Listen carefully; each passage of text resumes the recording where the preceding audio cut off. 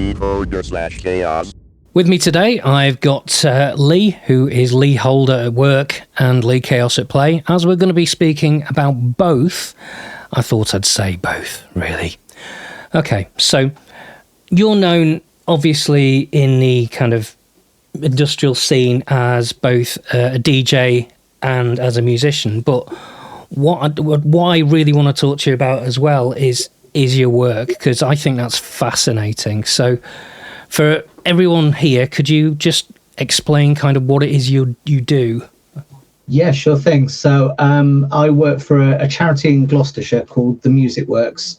I've been working with them for about 8 years full time, I think.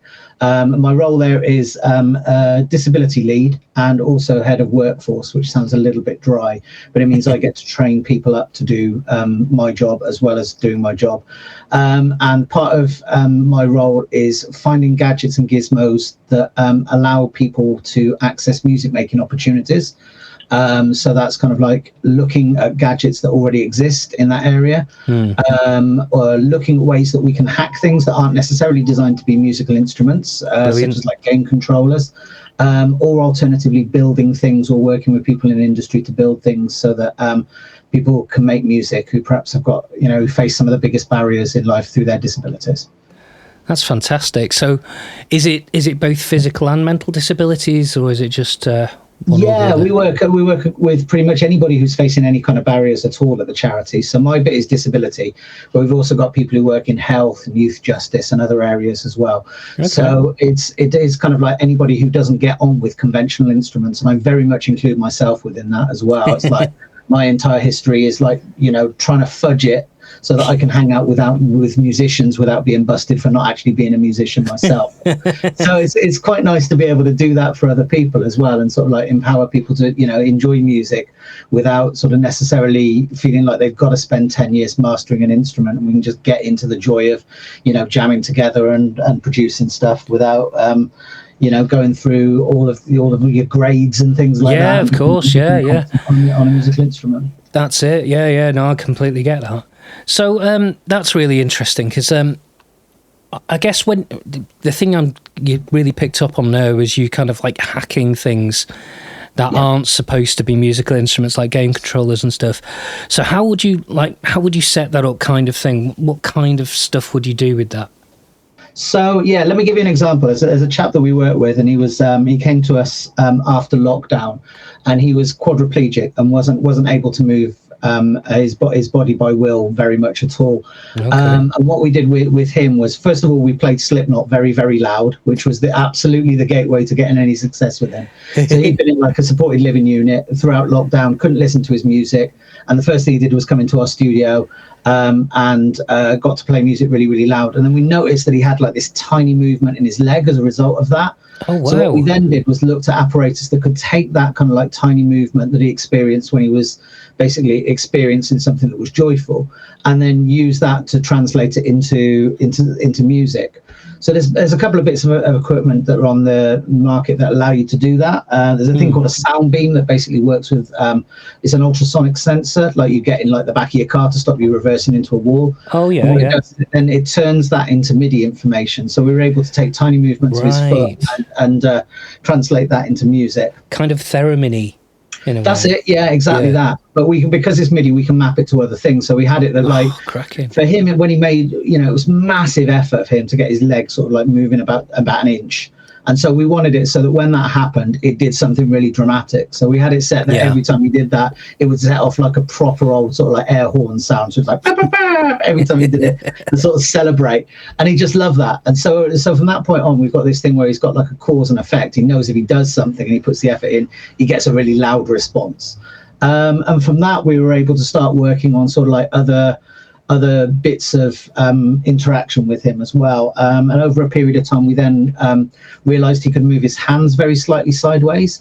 And we were in a really fortunate situation that his dad is an ex-engineer. So he was able to build a rig that went over the top of his wheelchair. So we were able to cradle his hand, and he could move his hands about 2 inches either side. So that gave us 2 buttons that we could put on either side. And with that, we started to use that for triggering off DJ software. So he was able to start and stop songs, which he loved doing. And we were working with a really, really good care assistant who had spent ages working with him and kind of like, talking to him, was able to recognize facial movements, so he'd be able to sort of like pick up what was his yes and his no, and sort of like navigate through it.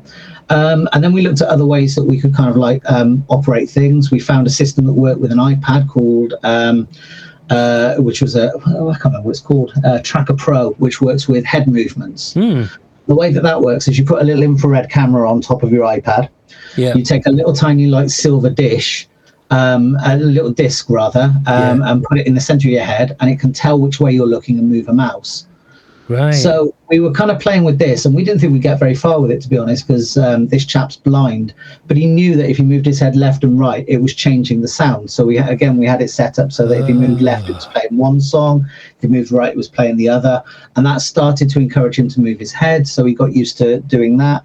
He managed to get the up and down gestures working with that.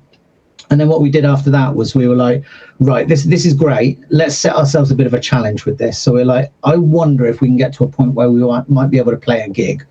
And as it turned out, we were invited to sort of like co-create an event, which was called Happy Fest, a festival that was designed specifically for people with disabilities and additional needs. And we're like, right, that's 3 months away. I reckon we can get you on stage and performing a gig at that point. So what we did was we put all that tech together. So he had buttons on his hands. He had a movement sensor on his leg. By that point, we've moved into something that I built out of a BBC microbit. So it was just sending information depending on what angle his foot was. We were using the eye gaze to move the crossfader left and right. He had buttons so he could move through a predetermined playlist. And we basically got him so that he could get on stage and do like a 30-minute DJ set. And that was just absolutely fantastic. And after that, we were like, right, what's next? So we started looking at ways that we could sort of interface with what he was doing with his head tracker stuff and bring that into Ableton so that he could control the session in Ableton using MIDI, but using a head tracker as well.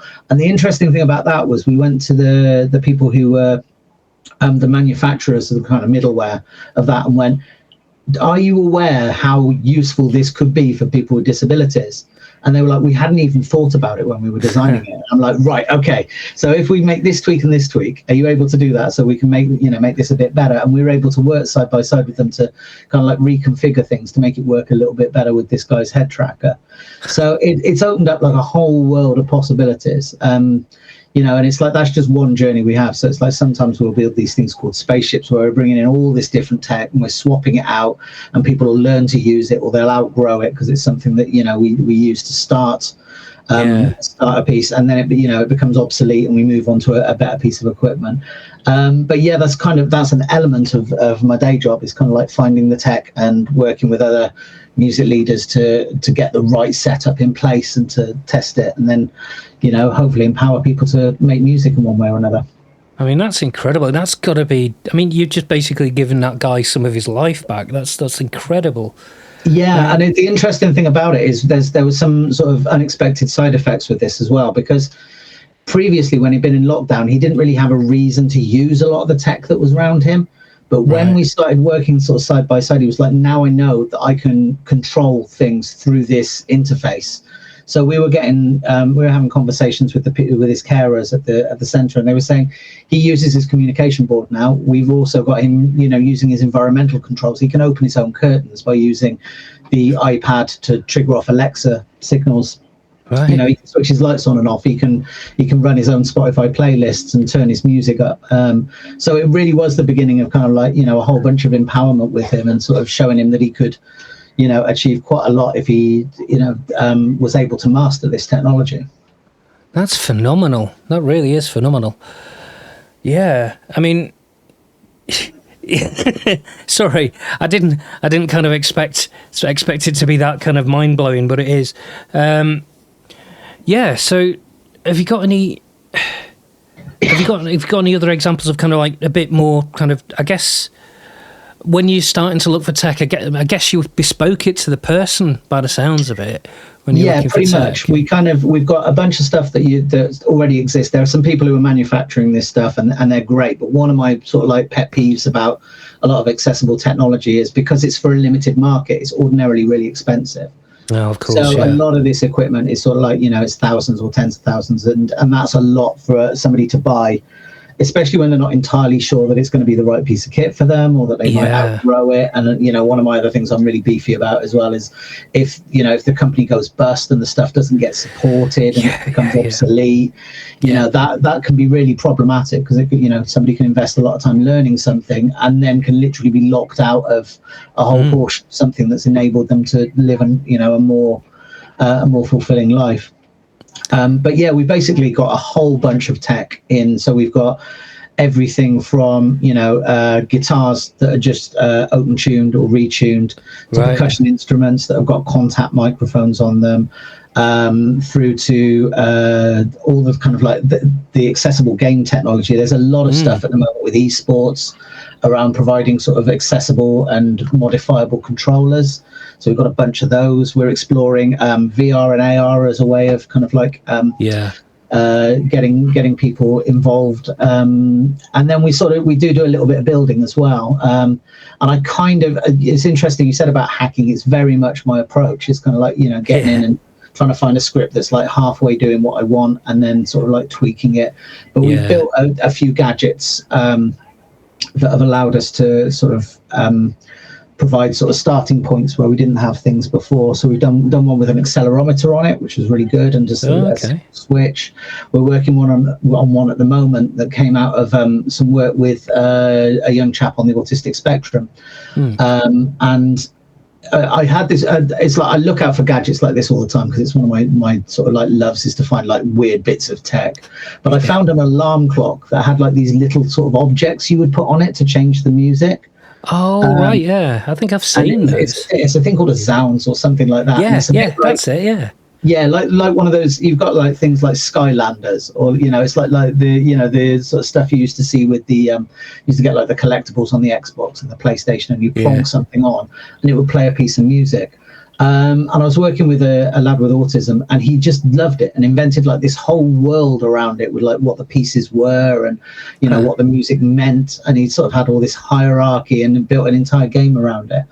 And so we're exploring something around using a deck of cards that have got RFID tags in them, so that we can create a MIDI controller where you kind of basically shuffle a deck and then put out 4 cards, almost like a sort of tarot reading, but that will send information out to a MIDI sequencer. So it could be that it plays like 4 different chords, or it could be that it plays notes and then it speeds up, or because you can program it to send any kind of MIDI information you want to it. So we're kind of tinkering with that at the moment, with an idea of kind of gamifying the music process, so it becomes so it's an interface where you're basically playing a game and the music incidentally happens around it. God, this is like John Cage level stuff, this. Yeah, it's all kind of inspired by that kind of like chance music and things like that. So yeah, it's really interesting. So we're just trying to create an interface that resembles nothing like a musical instrument whatsoever, and almost feels like a level of magic where you put the cards down and the music starts. God, that's brilliant. So in a lot of ways then you're designing all these different systems. I mean, how often are you doing this, like a different system? Because I mean, that's like you say, it's an entire different way of thinking about music. Yeah, we've got like 4 or 5 that are on the go at the moment, and sort of we try and have a look around and find something that nobody else is kind of working on, and then sort of see if we can develop it. It might, sometimes we get a certain way down a route of developing something, and then we go, oh look, there's something over there that's actually exactly what we wanted but better, or has been done by a sort of more mature organization. And it's one of the things that I've realized is a lot of this stuff is happening in bubbles. So I looked around to see if I could find an organization that was kind of like joining the dots up a little bit, and I started doing some work with a charity called Drake Music alongside the stuff that I do in my day job. And their idea is to try and build an accessible musical instrument library, with a view that a lot of these things get developed for a single individual, but the research that happens with them is valuable to lots and lots of different people. So we're starting to build that at the moment, with a view of kind of like sharing a lot of the knowledge and understanding of how we develop these instruments, so everybody doesn't have to start from scratch each time. No, that sounds amazing. So how did you get to where you are? How did you go from like basically being a musician in a band to, you know, being someone who creates these music systems for disabled people. I mean, that's just an incredible journey. I sort of fell into it. I mean, I've always been kind of like, when I was doing band stuff and doing Chaos Engine, it was always a case of like, I would love to take my entire rig on stage and kind of like jam live. And it was never really possible. So we did a lot of stuff with backing tracks, and I was always kind of, one of the things I really enjoyed was feeding backing tracks through live effects units so that I could mess with things on the fly and kind of put an element of unpredictability into a backing track, which was always really good fun. And I kind of realized quite early on that that's something that other people can do. And then, because I wasn't making any money in the band or the record label or anything, I took on teaching as kind of a side hustle. And ended up doing some work with some kids who were at risk of getting kicked out of school, and went and ran a project that was kind of like working with them for a while. And that was really good fun. And then I accidentally ended up being an FE lecturer, which was the worst thing I ever did. So I actually did my PGCE, did my teacher training, and started getting a respectable teaching gig, and went, I actually hate this. This is awful. It's like, it's teaching a syllabus that I didn't believe in to a bunch of kids who weren't really interested. And it just it sat really, really uncomfortably with me. So I went from doing that 5 days a week to doing it 3 days a week. And then to kind of fill the gaps, ended up doing some work in care homes, just sort of like making music with the sort of care home residents. And because I'm not a great musician, I was always, rather than me going in and playing at them, I was always like going, well, okay, let's, there's a box of percussion over there. I can bring in some synths. We can do a bit of looping. We can get an open tune guitar. I reckon we can get a bit of a jam session going here. And I didn't realize that that's not how most people do it. And they were like, you've got people really involved in this, whereas normally they're very passive. I was like, okay, this is fun. I'm quite enjoying this. I'm not sure there's a career in it, but I'm quite enjoying I'm mixing this alongside the kind of day job that's slowly eating my soul. It's stopping me going completely insane. And then I remember a performance review at my teaching gig, and they were like, sooner or later you're going to have to choose between being a college lecturer and and working with people with disabilities. And I was like, well, first of all, I think that's really disempowering, because it assumes that the people who've got disabilities aren't going to ever cross paths with me in my other job. That's a bit insulting to them. And secondly, I'm just going to go where it's most fun. So I handed in my notice, and I was like, right, okay, let's see if I can make this work as a freelance gig. And did sort of like freelance music making, and ended up working with loads and loads of people with different disabilities, working with, people who are at risk of getting kicked out of school, people who are neurodiverse, just all sorts. And then an organization that I'd worked with previously said, we're looking for people to come in and work with us. Are you interested in having some regular work? And I was like, yeah, okay, we'll give that a whirl. So then it kind of like, it's like what I did was slowly put down all of the other jobs and sort of ended up working for what then became the Music Works over a period of about 5 years. And that's kind of like how I started. And I kind of brought in a lot of the other stuff that I'd done. So in the meantime, that was it. I've missed out a whole chunk in this story. So in the meantime, I was kind of... I'd put down Chaos Engine because I was like, this is angry young man music, and I don't feel like I'm an angry young man at the moment at all. So I'm putting that down, and started doing some live electronic stuff under the name of Temporary. And the idea of that was always turn up with half an idea, create a song on the fly, make sure that it could never be performed twice the same way. So there was lots of live electronic stuff going on, lots of kind of, chance music elements with that. And some way through that, I ended up working with some performance artists. So, that was it. Yeah. So that was actually while I was working as a college lecturer. There was a chap called Thomas John Bacon, who was a performance artist. And he created this festival called Tempting Failure, which was all about transgressive and outsider art. And actually got sacked from his job because the art he was doing was so transgressive. Really?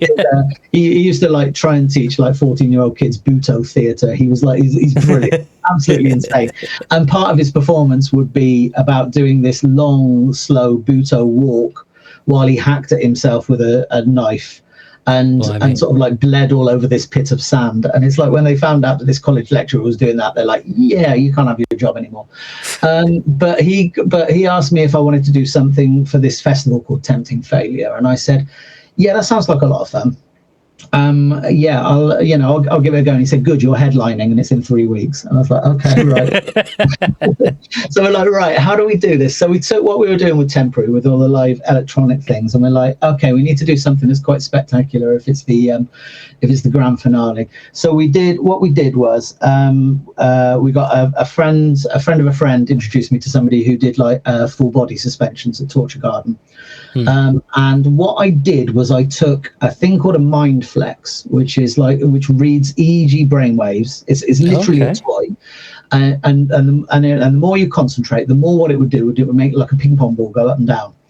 And what I did was I hacked that so that the speed of the fan was was sending out MIDI information.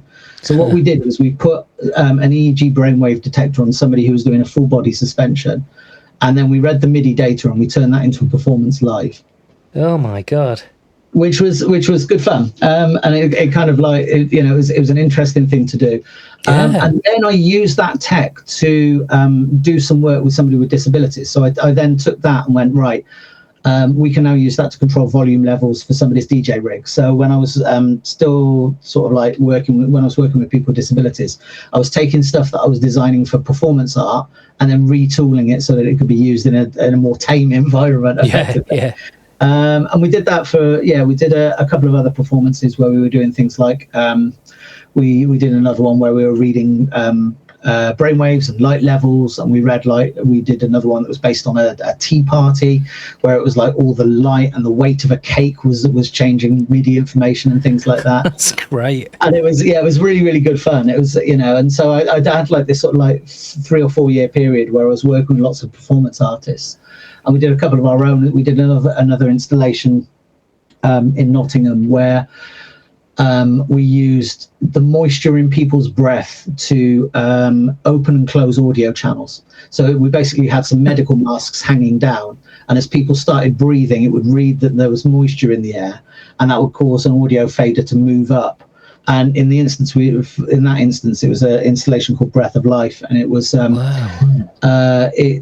was people talking about the times that they most felt alive. So as you sort of like basically as you breathed into this mask, you were giving life to a story, and causing these audio levels to fluctuate depending on how much moisture the sensors could read. Wow, this is great. So it was just lots of things like that. And every time I did something like that for an art piece, I was like, I can use this for, empowering other people to make music. So it's kind of weird that I ended up making a job out of that. Out of all these weird art projects that I was doing, have ended up sort of like underpinning a lot of the knowledge that I've got for how I build gadgets in my day job to help people to make music. Great. So it's much like you said earlier. It's basically your desire to do music in a very, very different way that's actually caused you to help these people so much, Yeah, absolutely. I don't think of music in the same way as other people. I think that's quite apparent. And I've kind of it's like if it wasn't for MIDI, it's like I wouldn't be making music. I remember absolutely loving music as a kid and being a terrible, I can't play recorder. My hands aren't big enough to play piano. When I was growing up, I couldn't afford music lessons. But I remember a music teacher going, there's a DX7 in that cupboard and I haven't got time to learn it. Would you mind having a look at it for me? And it was literally that pivotal moment where it's like, that's the room where they keep all the 4-track recorders. That's the room where they keep the MIDI sequencers. I'm going to go in and work out how that works. Yeah. And it was like, that was absolutely pivotal for me. If MIDI hadn't existed, I don't think I'd have ended up where I was. So I kind of grew up with it. And that's the language I speak instead of speaking, the staves and the dots and things. I'm illiterate in that respect.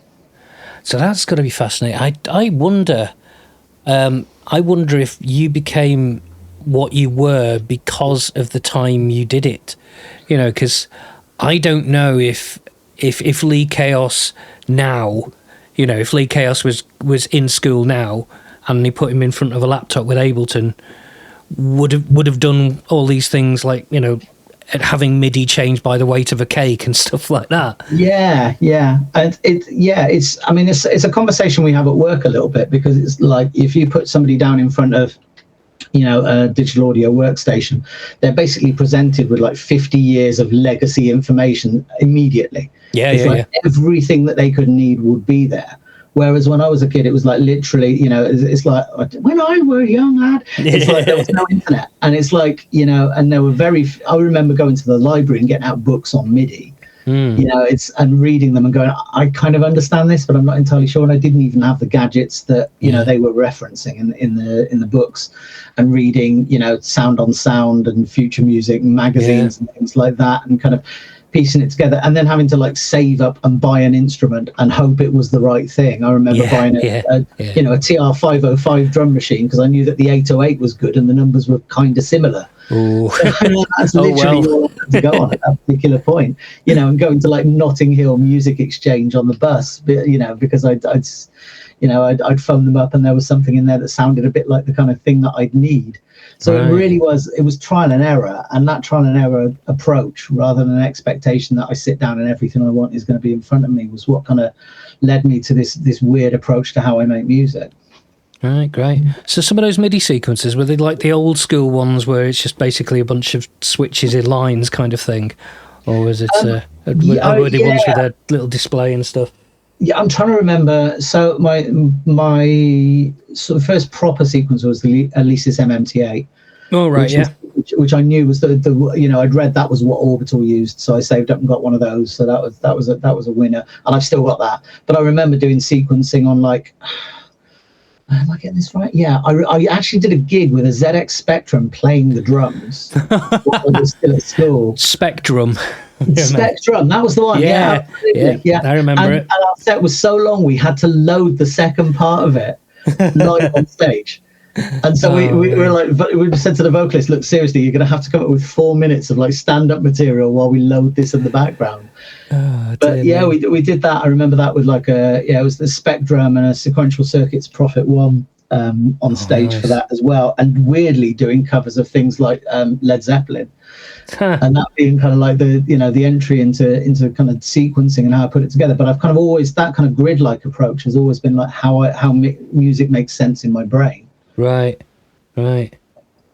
So that's interesting. So, did you ever go through a kind of like digital audio workstation period, or did you not? Yeah, absolutely. Yeah, I mean, it's. I'm trying to remember now. So, a lot of the early sort of Chaos Engine stuff was pretty much kind of like working a big MIDI system that was going down to 2 tracks, and then basically there was a 4 track, so there was room for 1 track of guitar and 1 track of vocals. Yeah. So those were always the 4 tracks that we had on like all the early demos and stuff. And so it was always like, some MIDI sort of contraption where everything was kind of synchronized to everything else. I remember running stuff on an Amiga. We used to use Optimed. To do bits and pieces. We actually our live on stage sampling for the longest time was an Amiga with a black and white TV, and it was just triggering off stuff that was coming out of Optimed, so it was gloriously 8-bit. And then I did some stuff on Sony Acid for a while, which was good fun. That was kind of just sort of like a very immediate looping thing. And then the reason I got really into Ableton was because I started to do some work with young offenders who never turned up. It's like they would turn up to like 1 in 4 sessions because they were, re-offending and getting back into trouble. Right. And so I was like, I'm going to have a look at Ableton and see whether it works for me. And then the only way I could make it work in my head was to kind of conceptualize what I was doing in the Alesis MMT8 and do it the same way in Ableton. So limit myself to 8 tracks, limit myself to just sort of 8 channels of MIDI, going out to all the external hardware and things like that. And that was how I kind of learned it. And it was only because I had like the additional time from people not being able to attend sessions that allowed me to have a look at it. And once I got the hang of that, I was like, I don't want to make linear music ever again. Yeah, like, I don't want to be beholden to a timeline. I want to have stuff that's improvised and kind of hackable. And if we're vibing on something, I can just have that looping round a whole bunch of times. Yeah. No, I mean, I completely understand that, because that was my first thing when I got Ableton was, okay, well, now I can cut things into chunks and improvise around it and all this kind of stuff. And it really did invite that, didn't it? Mm-hmm. In a way that no other software did. Yeah, absolutely.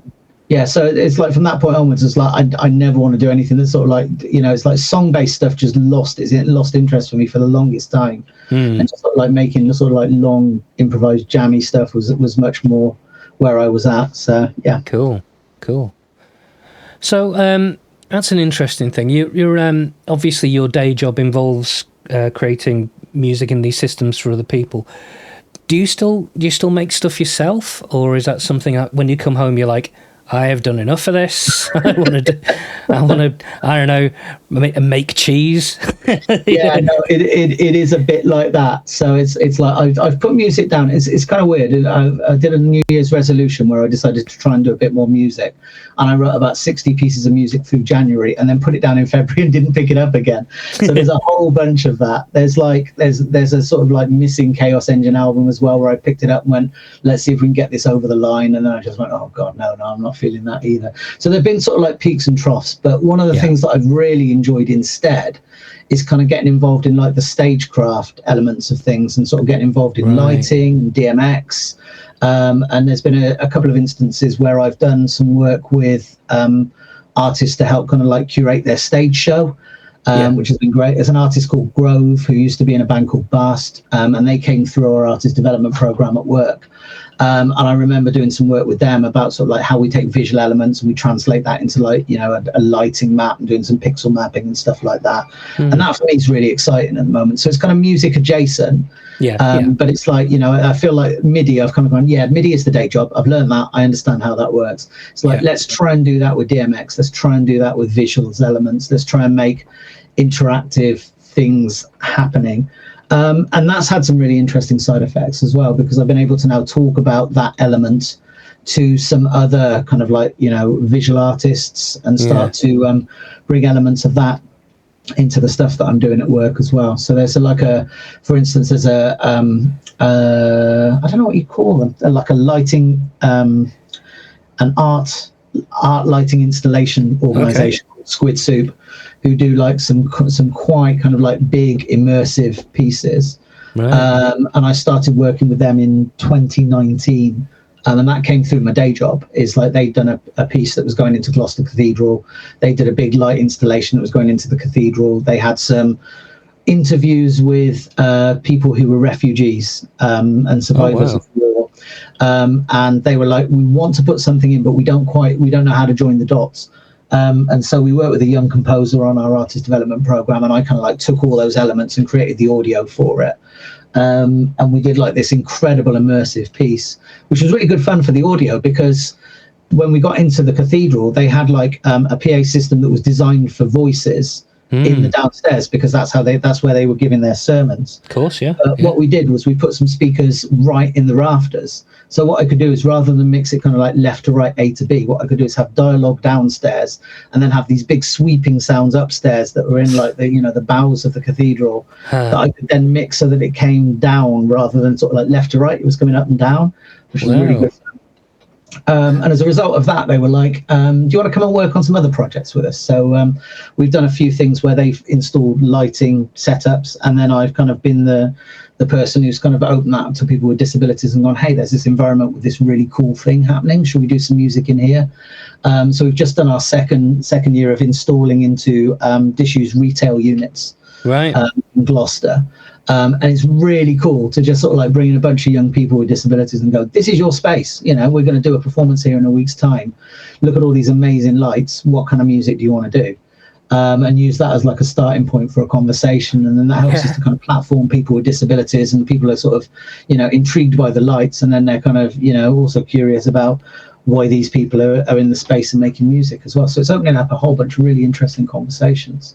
Yeah, I mean, that's the thing as well, is it's got to be quite inspiring for those people to not only just be, oh, I'm able to now make stuff I wasn't able to make before. Now it's like, I'm making it with a purpose. It's to go with this. So, that's a wonderful thing, really. Yeah. It's absolutely one of my big missions at the moment is to, for more diverse art to be platformed wherever there's kind of like, a regular band. I want to be seeing sort of like, somebody who's doing electronic stuff who perhaps, is also a wheelchair user.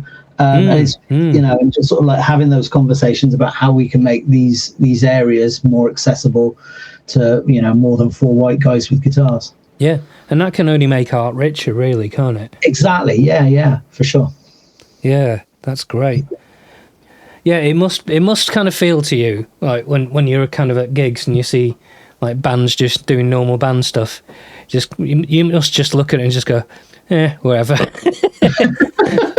Sometimes, and it's like I think that's the thing is now there's no real excuse for just playing the backing track. You've got all these brilliant devices for you just taking it off in all sorts of directions, or even keeping it fairly linear and just adding other layers and stuff over the top. It's like it can be bigger, it can be more exciting. You can have it doing stuff with the lights, you can have it doing stuff with visual elements. You can it's like you can have people on stage who are not necessarily musicians, but are operating other elements of the show and doing exciting stuff like that.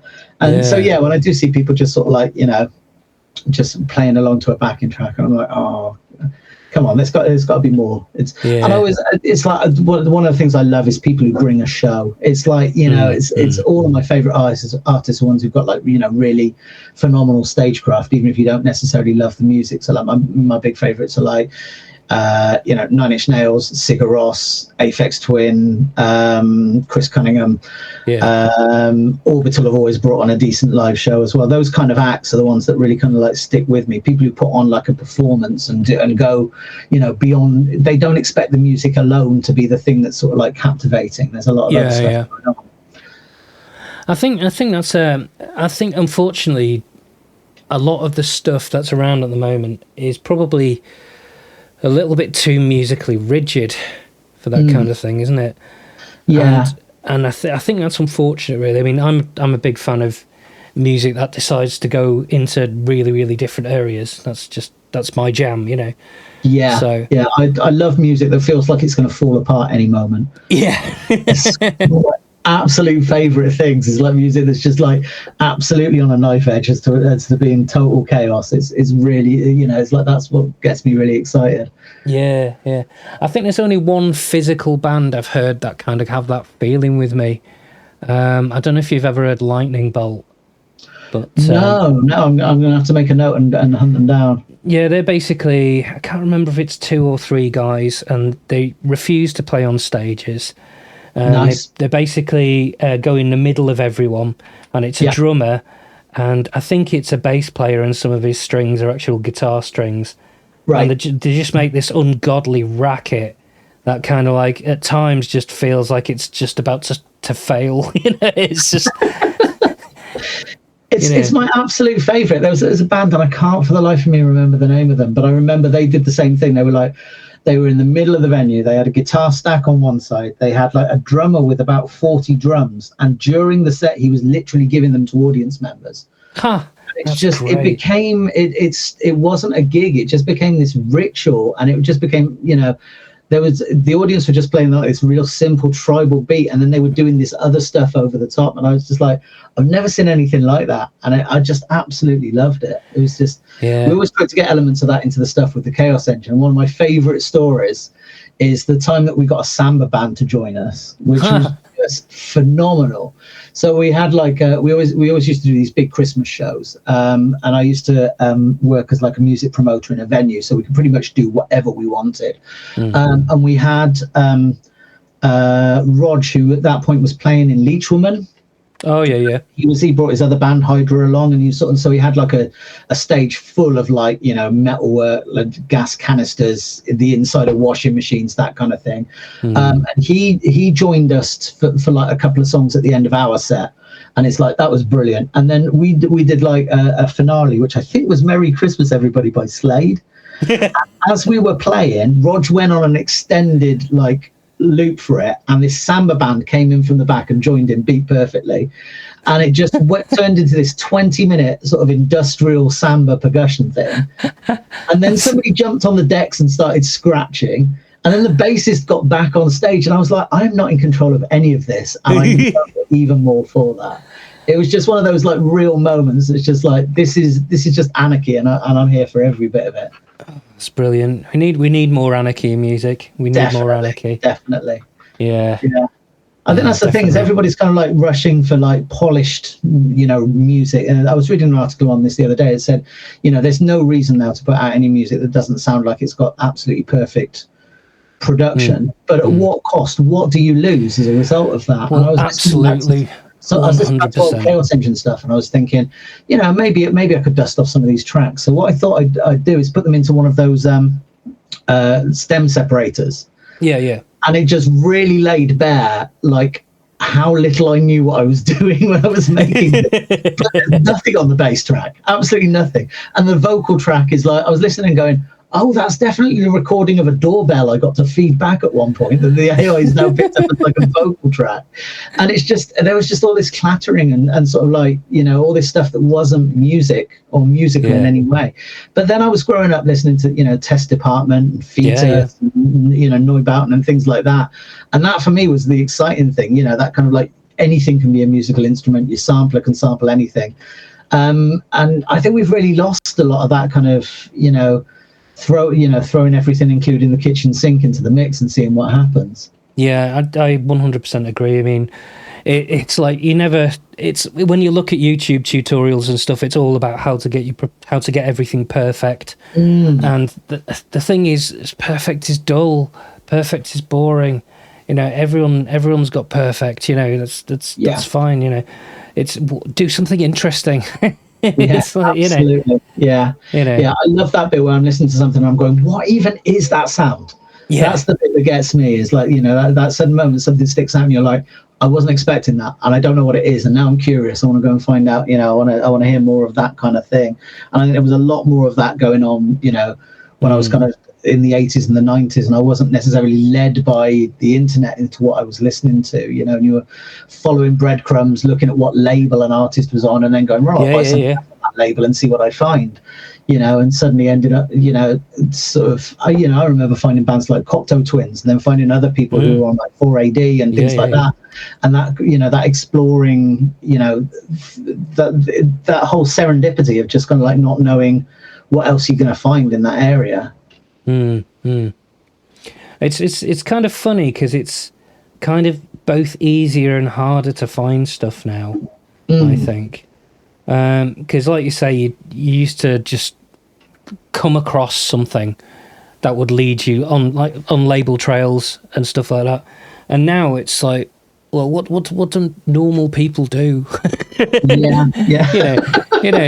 I guess look at Pitchfork or something, and and the thing is that's still very, very limited in what you're actually going to get. So, because that's one unfortunate thing I think that's happened with music essentially being, to use another word, devalued, and being kind of free for everyone to listen to. Brilliant. I love it as a listener, and as an artist it should be great, but for some reason it doesn't quite work out that way. But I think one thing that's happened is kind of the death of the zine. And that's been a real shame, because why are people going to look at reviews for albums when they can just go straight to Spotify and listen to it and decide for themselves? And it's really unfortunate, because I've seen this on posts on the internet of people saying, I don't see the point in music critics anymore. And it's like, well, how do you get pointed to something interesting then? This was something that came up in discussion at work recently. It's like, I miss that kind of, it's like, when you were at school, you had that trusted friend who's like a couple of years ahead of you and said, listen to this, I'll lend you this record, you'll love this. And then it was kind of like, there was stuff, we had like John Peel, and I remember, there was some pretty decent stuff. Six Music that has some decent shows and things. And it was one of the reasons I used to love running Judder when I was running a nightclub as well, because it's like, I don't know whether it's a neurodiverse thing, but I can't be doing with one tempo all night at all. And it's like, people have said, what kind of music do you play? And I'm like, well, I play my favorite 10% from pretty much every genre that I enjoy. So you're going to hear drum and bass, you're going to hear industrial, you're going to hear EBM, you're going to hear dubstep, you're going to hear the Venga Boys invariably, because that's what's, that's what I think is funny. But one of my favorite things with that was just like, finding weird stuff because I'd heard it on late night radio shows, or it had been recommended by a friend, and me playing it out to a bunch of people, and just the dance floor going, "Who's this? This is brilliant!" and coming running up and finding it out, rather than shazamming it on the dance floor and going, "Oh, I'll listen to that later." It's that I don't like the idea that it's kind of gate kept, but I really like the idea of like having environments where you can share things that that are really exciting, and where you trust the taste of somebody to bring something to you that you think you're going to enjoy. Yeah. Well, I mean, that's the thing, is that like it's funny what you're mentioning, like, the mate who would come up to you at school and, go, "Here, have a listen to that," because that was always my objective as a musician, to be someone that they did that with. I didn't want to be famous. I didn't want, all that kind of stuff. I just wanted to be, the guy who gets passed a tape passed on of his stuff or whatever. Absolutely, that's it. Ending up on someone's mixtape is like, it's such an accolade. Yeah, exactly. So I just think it's a real shame that we've lost that. I mean, we're sounding like a couple of grumpy old fat parts, but I kind of I'm in two minds about this, because it's like I think that the music industry is like, I've always been open about it ever since I was running a label. It's it is basically it's a retooled version of slavery. It needs to die in a fire. Oh yeah, absolutely, yeah. But music itself is still really vibrant. It's like I heard a stat that really blew my mind. It said more music came out in one day this year than came out in the entirety of 1986. It's like it's just an insane amount is being made. So there's good stuff out there. It's just how you kind of there is. There's so much navigate through it, and it's like algorithms aren't quite there. Occasionally they'll hit it and they'll serve me up something, but more often than not, I've just moved from Spotify to Apple, so I'm having to retrain all my algorithms. I have to keep telling it that Jimmy Nail is not the one. It keeps playing me Crocodile Shoes, and I'm like, you're not going to get me to like this. This is no. Nobody could get you to like Crocodile Shoes. That's fair. I did the switch to Tidal, so I'm kind of with you on that one. Because obviously, who wants to fund a company that's doing AI warfare? Let's not that was my red line. that was my. I mean, they'd always been a bit shady and a bit dodgy. Yeah, and then that was just like, no, you're trying to build Skynet. I'm out. That's just sure. No, that's too much. Yeah. But I think we're in an environment now where I think the music critic is more important than ever, but everyone's ignoring it, and I think specifically because of the amount of stuff that comes out. Because that's the worst thing about this, I think, is that there's going to be some absolutely phenomenal music out there that literally nobody's listened to. Yeah. Because if you're bringing out the entirety of 1986's back catalogue in one day, there's no way there's enough people to listen to all that. No, absolutely not. It's one of the things with the radio show that I still do on Thursdays with the Chaos Emergency Duke Broadcast Network. Is like the first hour is all about songs that I found in that week. And it really keeps me sort of like, keeps my ears open to look like new stuff, to try and hunt it down for that first like hour of the show. It's like, I want to find stuff that I'm excited about, and I want to share it, because that's still a buzz for me. Yeah, no, absolutely, that's great. I don't know if there's a way back from this. I think there is. I'm not quite sure what it is. I think it's there's some that we've got a lot of kind of like broadcasting and kind of it's whether it's how it finds its audience is the thing. Yes, absolutely. Like, yeah. It's I like to think that there will be something the equivalent of another John Peel, who kind of like is kind of wading through all this on our behalf. But it's like I don't expect, to be honest. This is the thing. I hope that it's happening, and I hope I don't know about it, because if I know about it, it's probably not cool, and it's and then the old people have got hold of it. That's a really good point. I'm hoping the kids are all right and they're keeping all this well away from me, because that would make me very happy indeed. I bet you're probably right. I bet you're probably right with this. Yeah. We're just old farts who don't see it. Yeah. And where's the good music? And they go, we're keeping it from you, Grandad. Where's the print magazines? I want the print magazines that tell me what to listen to. It's like, no, Grandad, we've got this now. Okay, fair enough. But you're out doing your part. You know, if you're out introducing people to stuff in Judder, and you're also not Judder, sorry, you're the Doof. Yeah. Doof stuff, which I am terrible and can't remember the name of. Even though I see a post every week about it. But lockdown ideas, there's like it's still funny, so it's still worth giving 4 hours on a Thursday too. So it's a good community, and this is something that, again, a conversation we have. It's like the thing itself is less important than the community that grows up around the thing. Yeah. It's like, you know, a lot of the time it's just playing daft music to people, you know, and putting a smile on people's faces on Thursday, and it's like the community that's around it is the really, really vibrant thing. And I said that about, like, you know, Judder and about Chaos Engine when we were doing the label with Wasp Factory. It's like it's that community that's really exciting for me, you know. And the music is just kind of like the rallying call and going, we're here, we're doing something, you might like it, but come and meet these other people who think it's fun. Have you considered sort of you know, releasing some of the stuff that you do at work? You know, not necessarily as a paid label thing, but, you know, just out to the world, so to speak. Yeah, I mean, we've toyed with the idea of having like a record label at work, and it's, for some things it works really well, and for other things it's kind of like it puts an awful lot of pressure on people to be a certain way. I was having a really interesting conversation with a mate of mine called Tom, who he runs a similar organisation to us down in where is it, St Albans, maybe Hatfield, called Electric Umbrella, and they've just done Britain's Got Talent.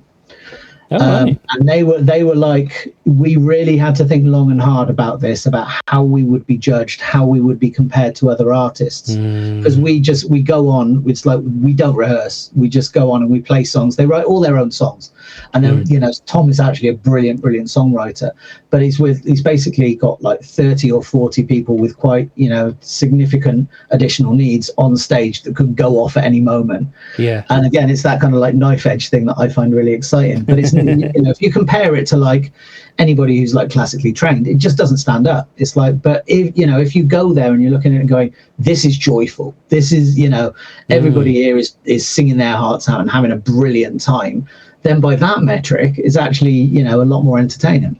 But it's almost like you've got to kind of tell the story around things for people to really understand what it is you're doing sometimes. I think you're right there, because again, there's a conversation about, you know, the harm that, like, you know, Britain's Got Talent and other, you know, The Voice and all those kind of things have done about normalizing one specific kind of quality, you know, rather than sort of, you know, it being something that really, you know, encourages diverse content, especially musically. I mean, that's why, I mean, when you said Britain's Got Talent, I was kind of a bit taken aback by that, because I was just thinking, is that really the right place for this?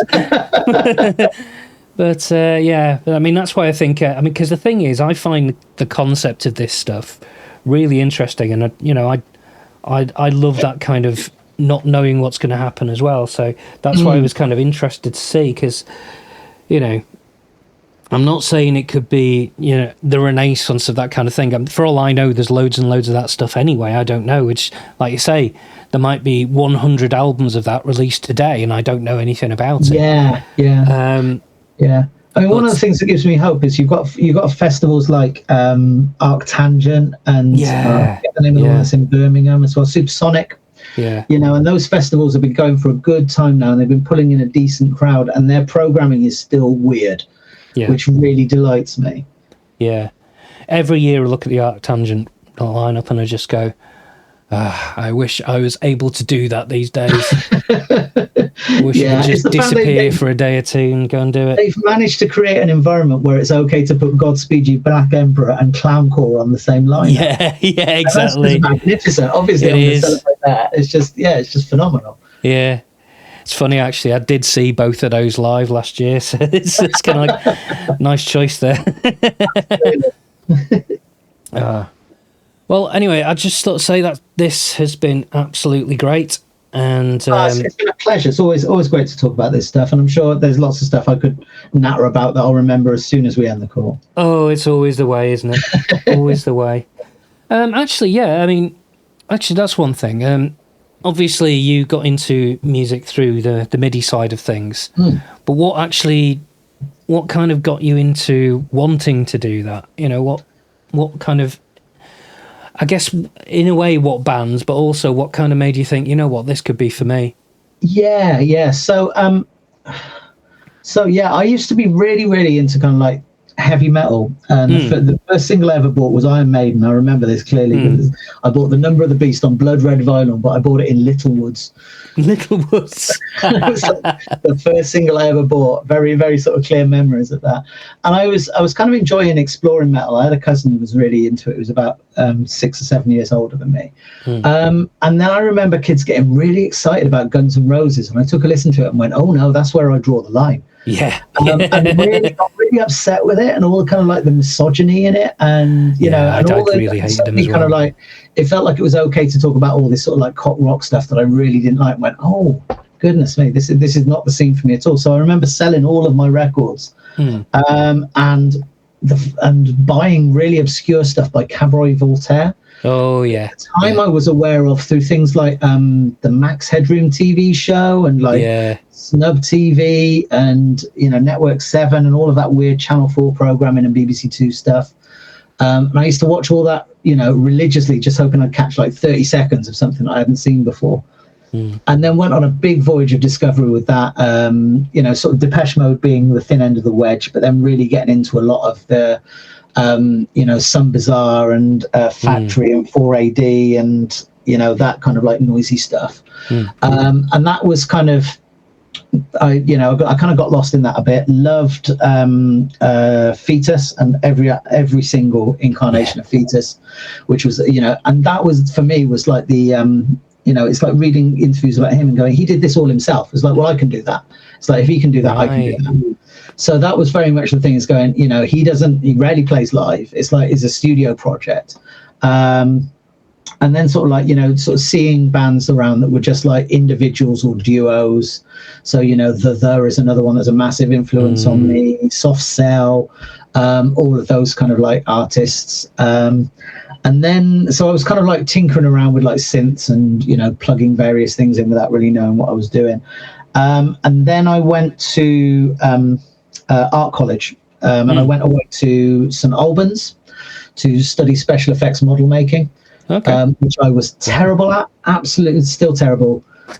So I've got no real sense of 3D space, so it was a bit of a duff one from the outset. But the saving grace of it was I was on the just over the road from the rail link that went directly into Camden. So I'd spent 3 years basically going to every gig I could in sort of like Camden and surrounding areas, and then found out about seeing bands like Pop Elite Itself, EMF, Jesus Jones, Daisy Chainsaw. I'm trying to think of other ones that I saw. Loads of kind of like weird industrial stuff that didn't end up getting signed. Sort of like some of the Feet First gigs and things like that, the Electric Ballroom, and just kind of getting immersed in that and going, well, I'll keep doing model making because all my mates are here, but I'm basically going to spend all of my time now, figuring out how these synths work and how to do music like that. And it was around that time that acid house started bubbling up as well.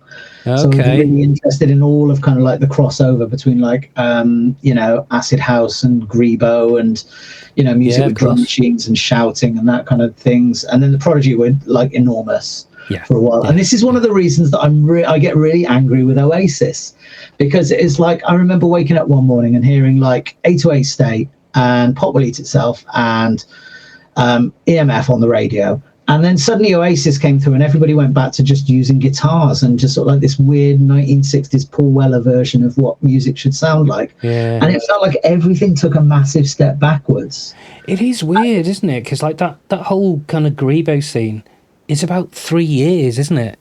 There's very little to it at all. It's about kind of like 1988 to maybe 92, 93, but that was when I was in college. So for me that was huge. Yeah. It's like, and all that kind of like, Manchester and baggy stuff as well. It's like Yeah. my first year was like, I remember being, into, Happy Mondays and all of that kind of, all of that kind of thing as well. Yeah. And it was just kind of that meshing of kind of like, guitars and synthesizers and drum machines and that I really enjoyed. And then, a couple of real dullard bands just kind of like went, no, this isn't music. We're just, it's got to be, white guys with guitars. And it's just, yeah, it's a real shame that happened. I mean, I'm not anti-Oasis, but it's just not my thing, really, No. It's funny you're mentioning about the whole Guns N' Roses thing, because that I hated that as well. And, to me, to this day, that whole kind of cock rock stuff, that's rock. That's nothing to do with metal as far as I'm concerned, Yeah, no, that's fair. Yeah. Because I still love me some metal, but that stuff is just, it's just the worst. Yeah. Poison, Guns N' Roses, all that kind of garbage. Yeah. I just offended some of my listener base. all three of them. That's fine. I don't like cock rock. There you go. Well. Ah, well. Anyway, yes, this has been an absolutely fantastic conversation. It's been a real pleasure. Yeah, it's been great. So, I guess to everybody else, I'll see you next month.